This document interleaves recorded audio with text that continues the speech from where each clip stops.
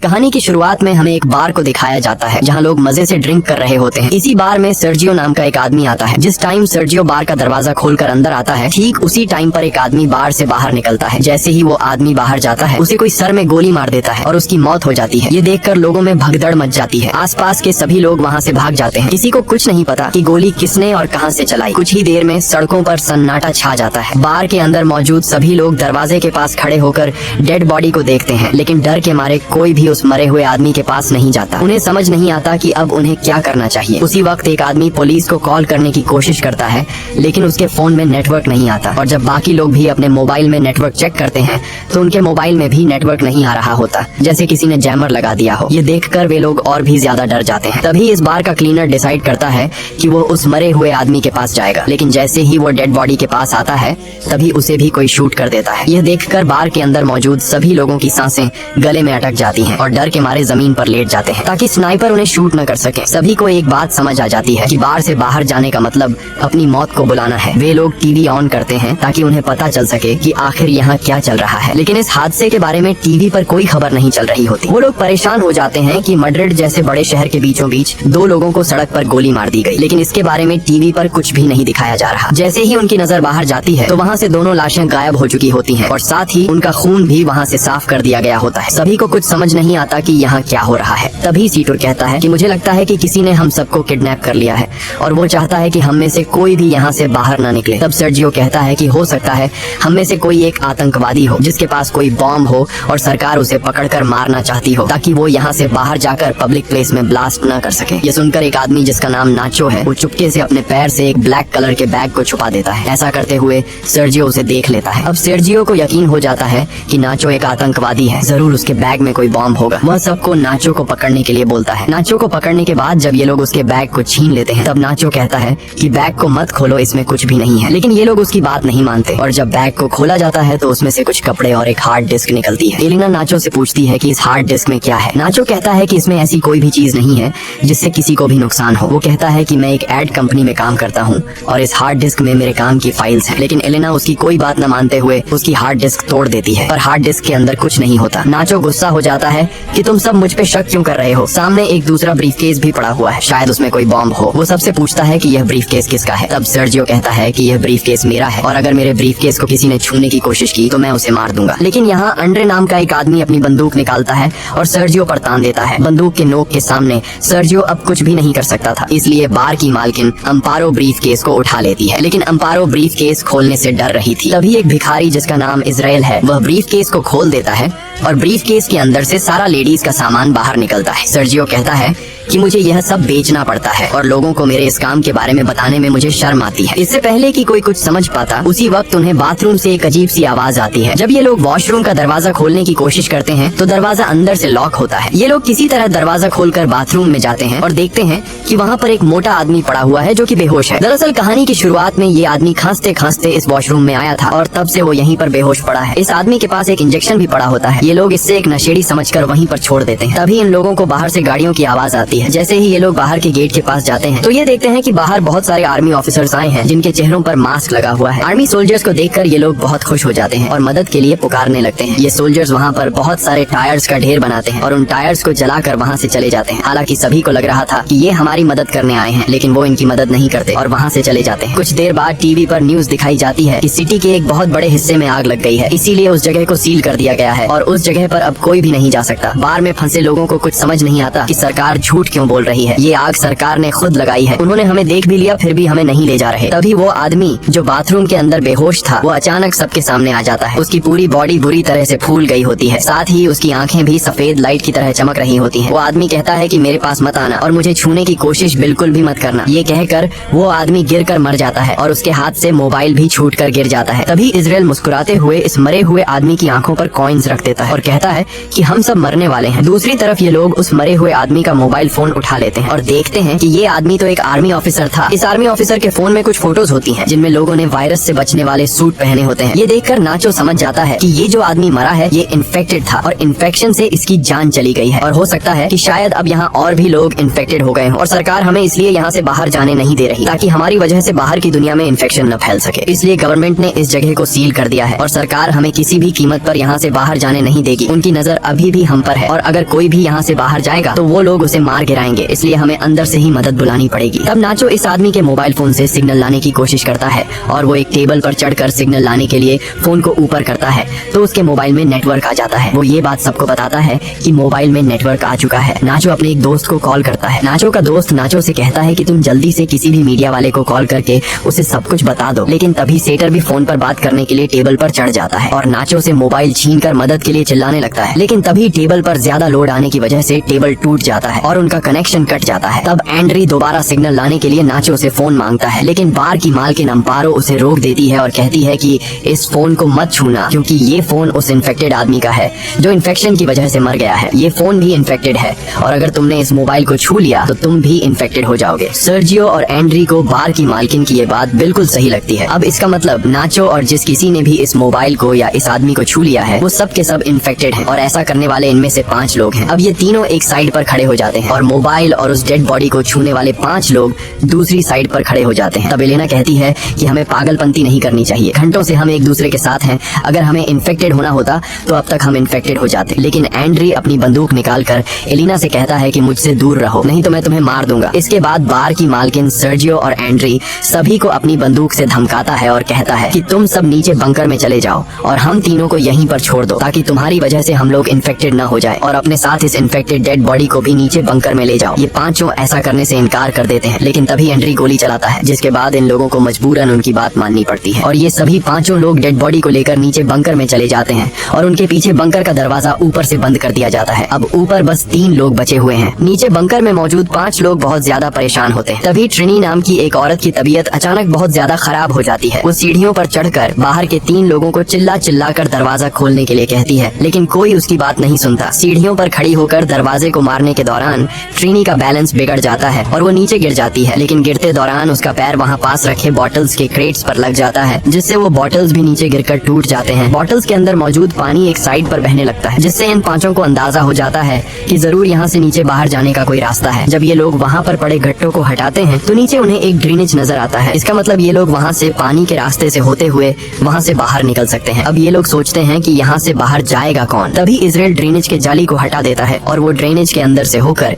यहाँ से बाहर निकलने का फैसला करता है, लेकिन इस ड्रेनेज का रास्ता बहुत तंग था, इसलिए इजराइल अपनी पूरी बॉडी पर ऑयल लगाता है और इस ड्रेनेज से नीचे जाने की कोशिश करता है, लेकिन ड्रेनेज का छेद बहुत ही छोटा था जिससे वो नीचे नहीं जा पा रहा था और इजराइल छेद में फंस जाता है। तभी अचानक इन लोगों को गोलियों के चलने की आवाज आती है और उन्हें ऊपर मौजूद 3 लोगों की चिल्लाने की आवाजें आती हैं। आवाजें सुनकर ये लोग बहुत ज्यादा घबरा जाते हैं। फिर उन्हें ऊपर बार में धुआं दिखाई देता है जिसे देखकर ये लोग समझ जाते हैं कि ऊपर जो 3 लोग थे उन्हें किसी ने मारकर पूरे बार को आग लगा दी है। तब ट्रिनी ऊपर लोगों की स्थिति देखने के लिए ऊपर जाकर बंकर के दरवाजे को खोलने की कोशिश करती है, लेकिन बंकर का दरवाजा बहुत ज्यादा गर्म होता है, इसलिए ट्रिनी के छूते ही उसके हाथ जल जाते हैं और वो चिल्ला पड़ती है, जिसके बाद ये लोग ट्रिनी के हाथों पर पट्टी कर देते हैं जिससे ट्रिनी को थोड़ा सुकून मिल जाता है। वहीं दूसरी तरफ इजराइल अभी भी बुरी तरह से ड्रेनेज में फंसा हुआ होता है। अब वो लोग सब एक साथ मिलकर इजराइल को ड्रेनेज से बाहर निकालते हैं। इसके बाद ये लोग नीचे बैठकर चुपचाप इंतजार करते हैं जब तक ऊपर का मामला शांत न हो जाए। कुछ घंटों बाद आग पूरी तरह से बुझ जाती है और वो लोग ऊपर बार में आने का फैसला करते हैं।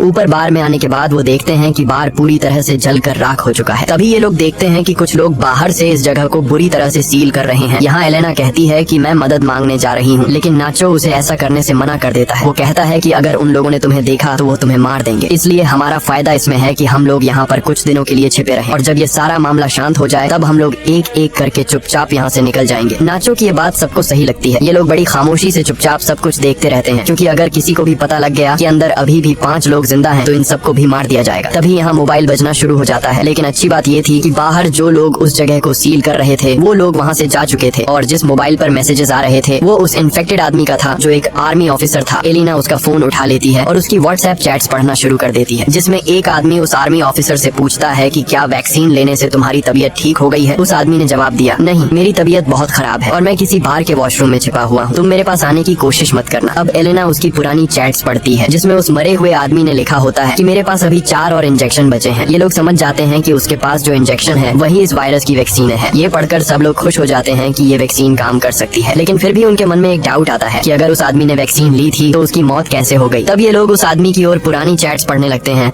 और उन्हें पता लगता है कि वो आदमी कई दिन पहले से बीमार था, इसलिए वैक्सीन इंजेक्शन ने उस पर असर नहीं दिखाया और वो मारा गया। इसके बाद अचानक उस फोन पर किसी का कॉल आता है, पर उससे पहले कि नाचो उसे उठा पाता, मोबाइल की बैटरी डेड हो जाती है। अब ये लोग किसी न किसी तरह से मोबाइल को चार्ज करने की कोशिश करते हैं। नाचो को वहाँ गन मिल जाती है जिससे वो चुपचाप उठा लेता है। वहीं एलेना कहती है कि उस आदमी ने चैट्स में ये लिखा था कि मेरे पास 4 और बची है, तो क्यों ना हम उन 4 वैक्सीन को ढूंढें। जिसके बाद ये लोग वापस नीचे बंकर में आते हैं और उस डेड बॉडी की चेकिंग करने लग जाते हैं, लेकिन उन्हें वहाँ पर कोई वैक्सीन नहीं मिलती। तभी उन्हें याद आता है कि ये आदमी सबसे पहले वॉशरूम गया था। जब ये लोग वॉशरूम पहुँचते हैं तो वहाँ पहले से इजराइल वैक्सीन को हाथ में लेकर बैठा था। नाचो और बाकी सब इजराइल को बहकाने की कोशिश करते हैं और कहते हैं कि वैक्सीन हमें दे दो, पर इजराइल कहता है कि तुम लोग 5 हो और वैक्सीन 4। अगर मैंने तुम लोगों को वैक्सीन दे दी तो तुम लोग मुझे मेरे हिस्से का एक वैक्सीन नहीं दोगे, क्योंकि मैं एक भिखारी हूँ और तुम लोगों को मेरी जिंदगी की कोई अहमियत नहीं है। इसलिए इजराइल सबसे पहले एक इंजेक्शन निकाल कर अपने आप को इंजेक्ट करने लगता है। तभी नाचो उस पर अपनी बंदूक तान देता है, लेकिन इजराइल फिर भी वैक्सीन अपने शरीर में इंजेक्ट कर लेता है। जिसके बाद नाचो और इजराइल के बीच हाथापाई शुरू हो जाती है। इजराइल नाचो पर हावी हो जाता है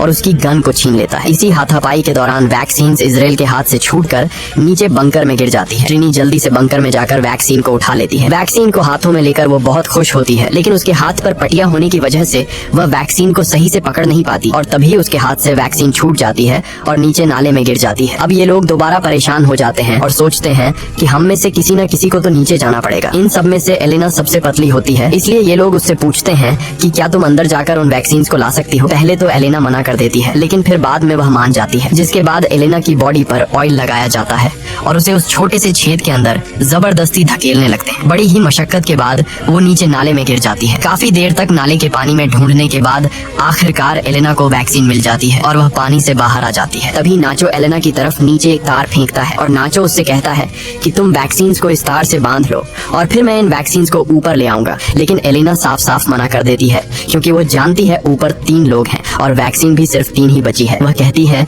कि अगर मैंने तुम लोगों को वैक्सीन दे दी तो तुम लोग वैक्सीन का इस्तेमाल कर लोगे और मुझे बिना वैक्सीन के यहीं पर छोड़ दोगे। एलेना सबसे कहती है कि अगर तुम्हें वैक्सीन चाहिए तो तुम लोगों को नीचे आना पड़ेगा। मैं अभी इस वैक्सीन का इस्तेमाल नहीं करूंगी और अपने पास संभाल कर रखूंगी।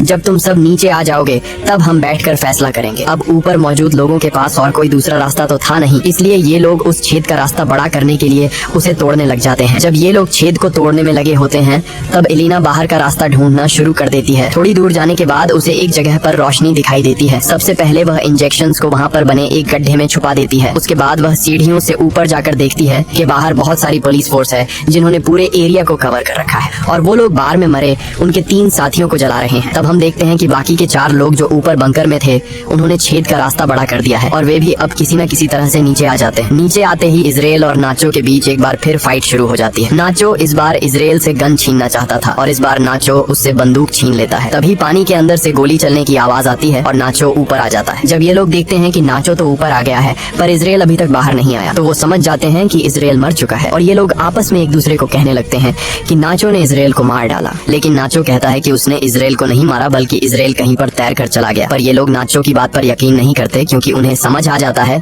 कि नाचो हमसे अपना गुनाह छुपा रहा है। ये लोग नाचो को गन फेंकने के लिए कहते हैं पर नाचो मना कर देता है। अब नाचो पहले तो बहुत ही प्यार से एलेना से पूछता है कि वैक्सीन कहाँ है, लेकिन जब एलेना नहीं बताती तो नाचो सीतुर को गन पॉइंट पर ले लेता है और एलेना को वैक्सीन देने के लिए कहता है। अब यहाँ नाचो कहता है कि हमारे पास 3 वैक्सीन है और अगर मैं सितुर को मार दूं तो हम आसानी से एक दूसरे के साथ वैक्सीन बांट लेंगे। लेकिन एलेना ऐसा करने से मना कर देती है। वो कहती है कि सितुर को मत मारना, मैं तुम्हें वैक्सीन देने के लिए तैयार हूँ। इसके बाद एलेना इनको बाहर की तरफ ले जाती है जहाँ उसने वैक्सीन छिपा रखी थी। धीरे धीरे ये लोग आगे बढ़ते रहते हैं। नाचो और एलेना आगे चलते हैं जबकि सितुर और ट्रिनी उनके पीछे चलते हैं। तभी सितुर पानी में गिर जाता है और ट्रिनी जैसे तैसे करके अपनी जान पर खेल कर सितुर को बचा लेती है। ट्रिनी यहाँ सबसे कहती है कि हम चारों में से एक ना एक को तो वैसे भी मरना है। मैं तुम लोगों में से उम्र में सबसे बड़ी हूँ और मैं अपनी जिंदगी जी चुकी हूँ। इसलिए वो नाचो से कहती है कि तुम मुझे गोली मार दो ताकि तुम सब आसानी से एक दूसरे के साथ वैक्सीन बांट सको और तुम्हारी जान बच जाए। काफी देर तक सोचने के बाद नाचो ट्रिनी पर बंदूक तान देता है लेकिन वो गोली नहीं चला पाता। जिसके बाद ट्रिनी नाचो से गन लेकर यहाँ से थोड़ी दूर जाकर अपने आप को गोली मार लेती है। अब सिर्फ 3 लोग बचे थे और उनके पास इंजेक्शन भी 3 ही थे, इसलिए सब एक एक इंजेक्शन ले लेते हैं। इसी बीच उन लोगों को उस जगह से आवाजें आने लगती हैं जहाँ पर ट्रिनी ने खुद को मार डाला था। ये लोग जब उस जगह पर जाते हैं तो देखते हैं कि ट्रिनी की आंखों पर किसी ने कॉइन्स रखे हैं और ये देखकर ये लोग समझ जाते हैं कि ये काम किसी और का नहीं बल्कि इजराइल का है, क्योंकि इजराइल ऐसा करता है। और तभी पीछे से इजराइल सितुर पर हमला करके उसे जान से मार देता है। इजराइल बहुत ज्यादा गुस्से में था और वह नाचो और एलेना की जान के पीछे पड़ जाता है। तभी नाचो और एलेना को सामने सीढ़ियां दिखाई देती हैं। ये दोनों तेजी से सीढ़ियों की तरफ भागते हैं और इजराइल से खुद को बचाने के लिए सीढ़ियों पर चढ़ने लगते हैं। पर तभी एलेना के पास जो इंजेक्शन होता है वो उसके हाथ से छूटकर नीचे गिर जाता है। अब क्योंकि इजराइल भी उनको मारने के लिए उनके पीछे सीढ़ियों पर चढ़ रहा था, इसलिए अब एलेना इंजेक्शन उठाने के लिए वापस नहीं जा सकती थी, क्योंकि अगर वह नीचे जाती तो इजराइल उसे मार देता। तभी इजराइल नाचो को पैर से पकड़ लेता है। तब नाचो को एहसास हो जाता है कि वह बाहर नहीं जा पाएगा, इसलिए अपना वैक्सीन एलेना को पकड़ा देता है और उसे कहता है कि अपना ख्याल रखना। तभी इजराइल नाचो को पैर से पकड़कर नीचे जोर से खींच लेता है, जिससे ये दोनों नीचे गिर जाते हैं और उनकी मौत हो जाती है। तब एलेना नाचो का दिया हुआ वैक्सीन खुद में इंजेक्ट करती है और ऊपर ड्रेनेज का ढक्कन खोलकर बाहर निकल आती है। बाहर निकलते ही उसे बहुत सारे लोग दिखाई देते हैं और वह देखती है कि सरकार ने यहाँ से आगे का पूरा इलाका सील कर दिया है। तभी एक औरत अपना जैकेट निकालकर एलेना को पहना देती है और एलेना लोगों में घुल मिल जाती है। इस कहानी में कुछ बेगुनाह लोग भी मारे जाते हैं, लेकिन गवर्नमेंट को यह कदम मजबूरी में उठाना पड़ा, क्योंकि अगर ये लोग बिना वैक्सीन के लोगों में घुल मिल जाते तो यह वायरस पूरी दुनिया में फैल सकता था। इसलिए गवर्नमेंट को अपनी कंट्री के पब्लिक की सेफ्टी के लिए यह कदम उठाना पड़ा। इसी के साथ ये कहानी खत्म हो जाती है। अगर आपको वीडियो अच्छी लगी हो तो हमारे चैनल को सब्सक्राइब और वीडियो को लाइक जरूर कीजिए।